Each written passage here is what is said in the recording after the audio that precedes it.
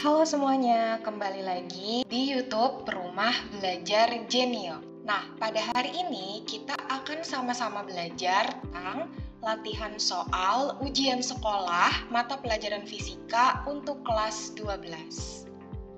Pertama-tama di sini untuk contoh soal nomor 1 itu pada materi angka penting yang sudah dipelajari di kelas 10. Oke, di sini soalnya pada saat melakukan praktikum pengukuran dengan menggunakan jangka sorong, seorang siswa mengukur dimensi balok tinggi, panjang, dan lebar dengan hasil pengukuran sebagai berikut.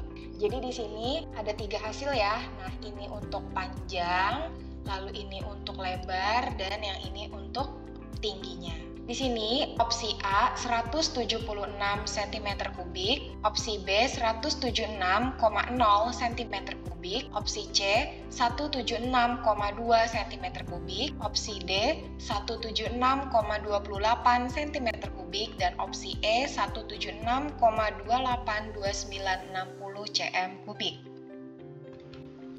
Oke, langsung saja kita pembahasan soal nomor 1. Di sini ada 3 buah gambar jangka sorong. Ini adalah panjang, ini lebar, dan ini adalah tinggi. Kalau jangka sorong, bagian atas itu SU, bagian bawah itu adalah SN. Jadi, pertama kita cari dulu nih ukuran panjangnya. Panjang itu kan adalah SU ditambah SN dikali 0,01 tutup kurung satuannya cm. Nah, sekarang di sini skala utama itu adalah garis yang paling dekat dengan angka 0. Berarti ini adalah skala utamanya. Berapa sih nilai ini? Ini adalah 4,2. Jadi skala utamanya 4,2 ditambah skala nonius. Skala nonius itu adalah garis yang nyatu. Di sini garis yang nyatunya itu ini ya.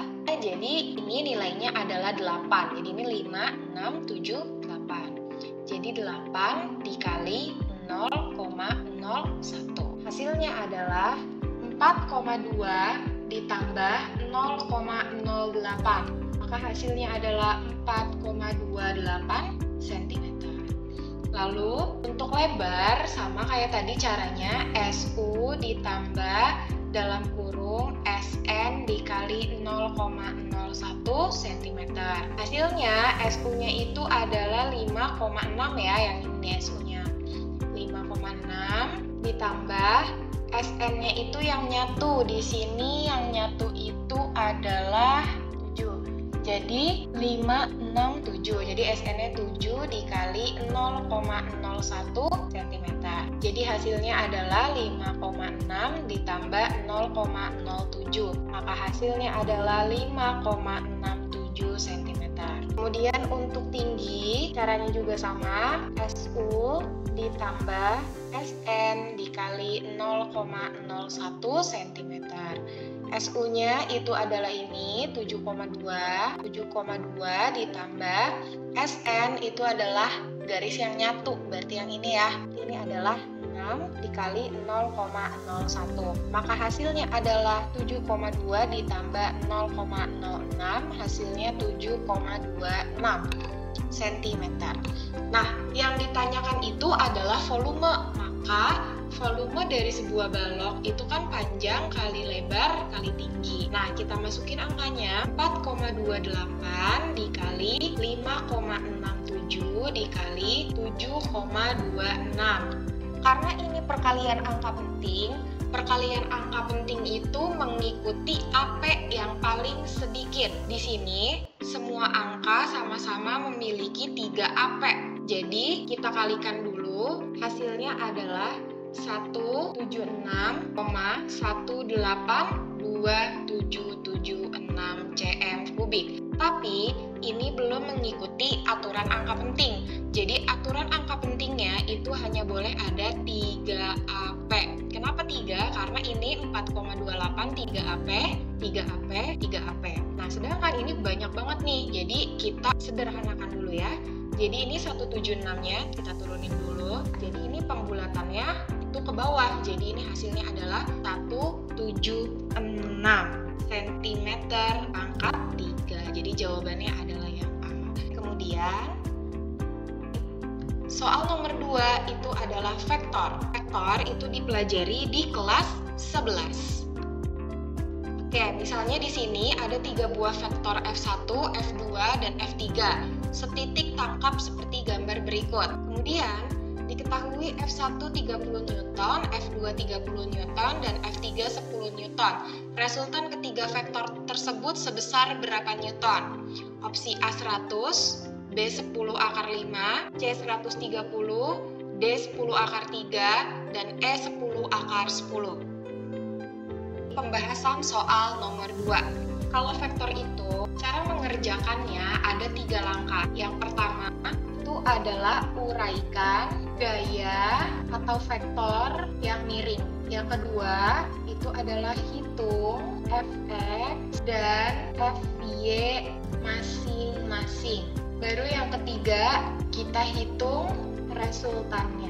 Nah, di sini gaya yang miring itu adalah F1 dan F2, jadi kita uraikan dulu F1 dan F2-nya. Nah, untuk rumus fx itu rumusnya adalah F dikali cos theta. Sedangkan Fy itu adalah F dikali sin theta. Sedangkan untuk rumus resultannya, Fr itu adalah akar Fx kuadrat ditambah Fy kuadrat. Nah, di sini kita uraikan dulu gayanya ya. Untuk F1 itu dia berada di sumbu X, tapi dia negatif. Sedangkan dia berada di sumbu Y positif. Kalau F2, dia berada di sumbu X positif, dan dia berada di sumbu Y positif. Pertama, kita cari dulu uraikan gaya yang miring, yaitu F1. Di sini kita cari F1X-nya. F dikali cos theta.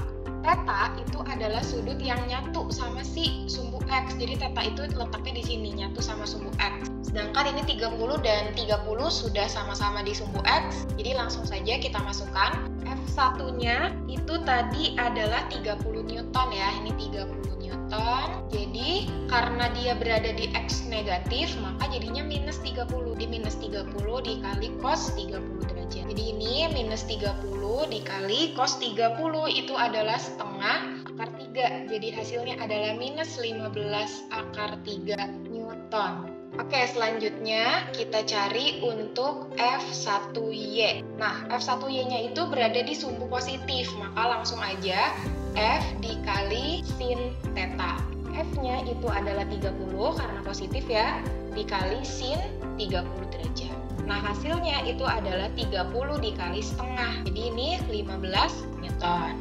Nah, sekarang kita uraikan gaya miring yang kedua, yaitu F2. F2 sama, kita cari F2X dulu. F2X berarti F dikali cos theta. Nah, karena F2 ini sama-sama di sumbu positif, jadi F-nya positif juga. F2 itu tadi nilainya adalah 30 Newton. Jadi ini 30 dikali cos 30 derajat, sehingga 30 dikali setengah akar 3. Jadi hasilnya adalah 15 akar 3. Nah, untuk F2Y-nya itu adalah F dikali sin theta. Nah, sama-sama di sumbu positif, jadi langsung saja 30 dikali sin 30 derajat, sehingga 30 dikali setengah, hasilnya adalah 15 Newton. Gaya miringnya sudah diuraikan, sehingga sekarang langkah yang selanjutnya kita cari Fx dan Fy-nya masing-masing. Fx itu tinggal kita tambahin aja, F1x ditambah F2x. Nah, di sini ada F3.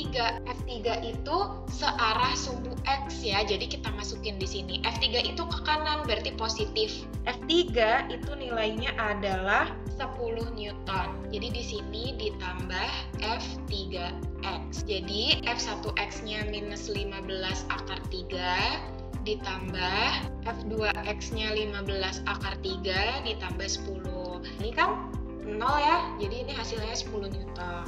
Nah, kemudian yang keempat, kita cari Fy-nya. Nah, Fy itu hanya ada F1 dan F2. F3-nya nggak ada ya, karena kan dia sejajar sumbu X. Jadi di sini F1Y ditambah F2Y. F1Y itu adalah 15 ditambah F2Y-nya juga 15. Jadi hasilnya adalah 30 Newton.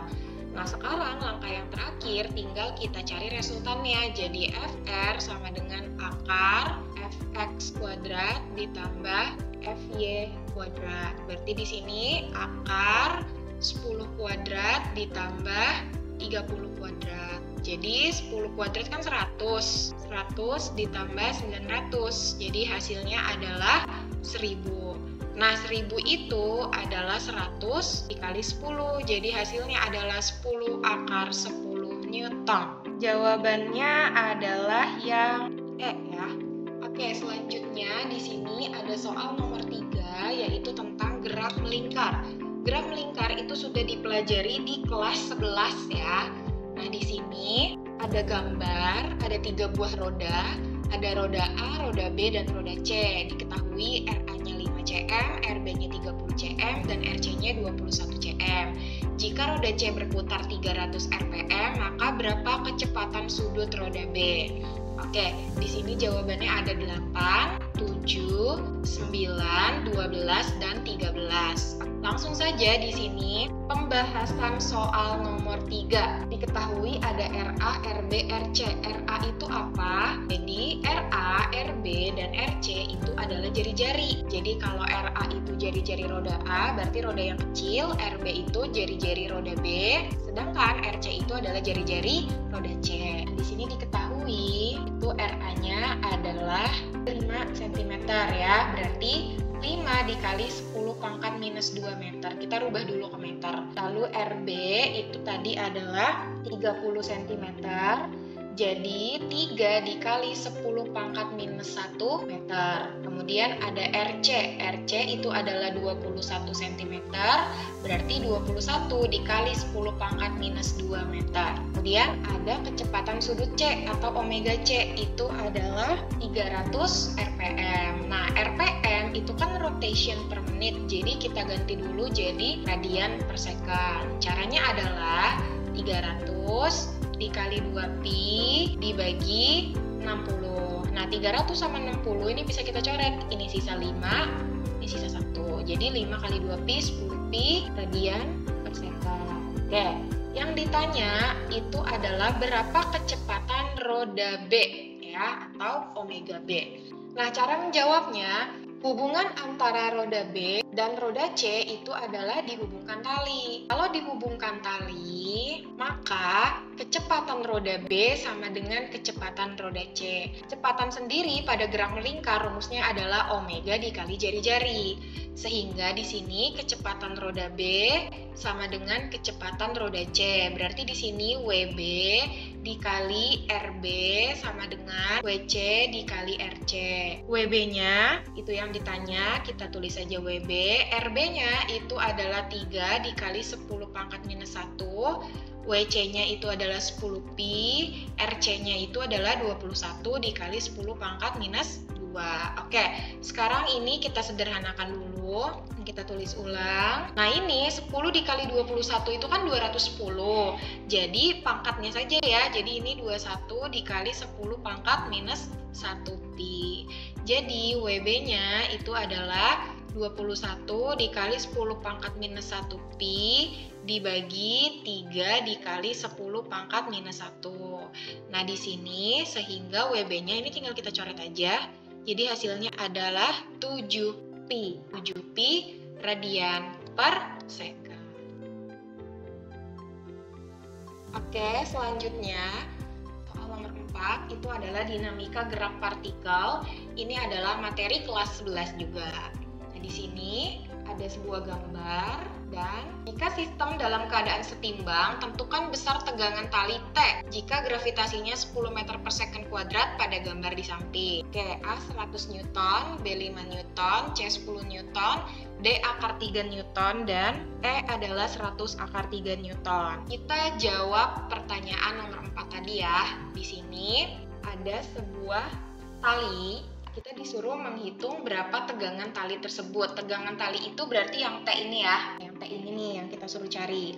Nah, sekarang sebelum kita jawab soalnya, ini kakak mau buat garis bantu dulu. Jadi supaya mengerjakan soalnya lebih gampang. Di sini kakak mau tarik garis. Dan satu lagi, kita tarik juga sehingga di sini membentuk sudut siku-siku. Nah, kalau sudah seperti ini, di sini kalau sudutnya di sini 30 derajat, maka ini juga 30 derajat ya, karena hubungannya kan dalam berseberangan. Kemudian ini kan membentuk sudut siku-siku. Kalau di sini 30 derajat, maka sudut yang di sini adalah 90 dikurang 30. Jadi di sini 60 derajat. Apa sih fungsinya sudut-sudut ini? Jadi kakak punya cara cepatnya. Nah, sedangkan 100 Newton itu adalah W-nya ya, atau gaya beratnya. Di sini yang pertama-tama kita tulis dulu bahwa caranya itu adalah, karena yang ditanyakan itu T, caranya adalah W ya, atau gaya berat per sudut yang ada di belakang W. Jadi ini cara cepatnya kalau disuruh mencari tegangan tali ya. Jadi W sama dengan sudut di belakang W sama dengan yang ditanya itu adalah T. Jadi T per sudut di belakang T. W-nya itu kita masukin 100 per sudut di belakang W. Sudut di belakang W itu adalah 60 derajat ditambah 90 derajat ya, yang ada di belakang W nih, yang ada di belakang W itu adalah 60 sama 90. Berarti di sini sin 90 ditambah 60 derajat sama dengan T. T itu yang ditanya, berarti biarin aja dia T. Sudut di belakang T itu yang pertama ada 90 sama 30. Jadi di sini sin 90 derajat ditambah 30 derajat. Jadi 100 per sin 150 sama dengan T per sin 120 derajat. Nah, di sini berarti 100 per setengah sama dengan T per setengah akar 3. Setengahnya kita coret. Jadi hasilnya adalah T sama dengan 100 akar 3 Newton. Jadi jawabannya adalah yang E. Jadi gunakan salah satu yang sudah diketahui dan sudut yang ada di belakangnya, seperti yang sudah dibahas di kelas. Oke, sekarang ini ada soal nomor 5, yaitu ada dinamika gerak rotasi di kelas 11. Nah, di sini ada gambar, ada benda 1 dengan massa 4 kg dan benda 2 dengan massa 2 kg. Dua bola dihubungkan dengan kawat yang panjangnya 6 meter, seperti pada gambar. Jika massa 1 sama dengan 4 kg dan massa 2 2 kg, massa kawat diabaikan dan kedua bola diputar dengan sumbu putar tegak lurus. Kawat benda M1, momen inersia sistem adalah berapa kilogram meter persegi? A. 1200, B. 883, C. 600, D. 70, dan E. 72.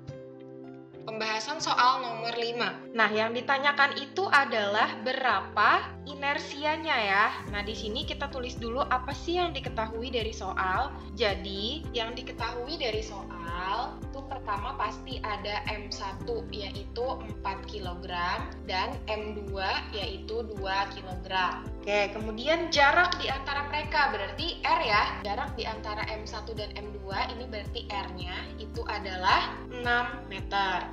Yang ditanya itu adalah berapa momen inersia sistem. Sebelum menjawab ini, kakak ingin memberitahu terlebih dahulu apa rumus inersia. Inersia itu adalah massa dikali jari-jari pangkat 2. Nah, di sini berarti I sama dengan, karena di sini ada dua benda, maka I1 ditambah I2. Berarti I1-nya M1 dikali R1 kuadrat ditambah M2 dikali R2 kuadrat. Nah, di sini massa satunya itu 4 kilo. Jarak benda 1 ini adalah jarak ke sumbu putar. Karena sumbu putarnya itu ada di benda 1, maka jaraknya dia 0. Dikali 0 kuadrat ditambah 2 dikali jarak benda 2 ke sumbu putar. Berarti jarak dari M2 ke M1 itu adalah 6 meter. Jadi 6 pangkat 2. Nah, sehingga di sini kan 0 ya, ditambah 2 dikali 36. 2 dikali 36 itu adalah 72. Jadi jawabannya 72 kg meter persegi. Jawabannya ya E. Sekarang kakak ingin memberikan latihan soal kepada teman-teman di rumah. Jadi di sini soal yang pertama Di sini sama, ada gambar vektor juga. Teman-teman disuruh menentukan berapa besar resultan dari ketiga vektor tersebut. Oke, jangan lupa ya dikerjakan. Kemudian di sini ada latihan soal nomor 2, sama kayak tadi ya, yang ada sumbu putarnya. Beberapa bola dihubungkan dengan batang seperti gambar di atas. Besar momen inersia sistem yang berporos di titik P adalah, oke, ini porosnya di P nih. Kemudian soal yang nomor 3 itu adalah sebuah benda diukur luasnya menggunakan jangka sorong, diperoleh hasil sebagai berikut. Ada panjang dan ada lebarnya. Jadi teman-teman disuruh menentukan luas benda dengan aturan angka penting. Ingat kalau luas itu adalah panjang dikali lebar. Demikian pembelajaran kali ini. Semoga teman-teman mengerti dengan penjelasan yang kakak sampaikan. Jika ada yang belum dipahami, tanyakan di kolom komentar ya. Terima kasih sudah menyaksikan video ini. Jangan lupa untuk like, komen, dan subscribe. Dan klik loncengnya untuk mendapatkan notifikasi video pembelajaran berikutnya. Jangan lupa juga untuk follow kami di Instagram @rumahdelajarjenio dan @kakakjenio. Juga TikTok kami di @kakakjenio untuk tips dan trik mengerjakan soal dengan mudah. Sampai jumpa. Bye.